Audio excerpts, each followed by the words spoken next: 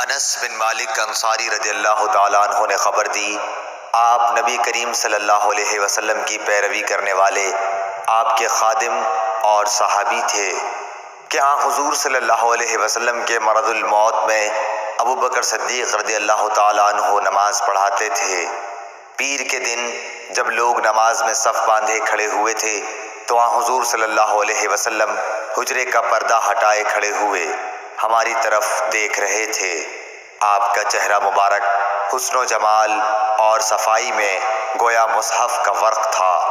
آپ مسکرا کر ہنسنے لگے۔ ہمیں اتنی خوشی ہوئی کہ خطرہ ہو گیا کہ کہیں ہم سب آپ کو دیکھنے ہی میں نہ مشغول ہو جائیں اور نماز توڑ دیں۔ حضرت ابو بکر رضی اللہ تعالیٰ عنہ الٹے پاؤں پیچھے ہٹ کر صف کے ساتھ ملنا چاہتے تھے۔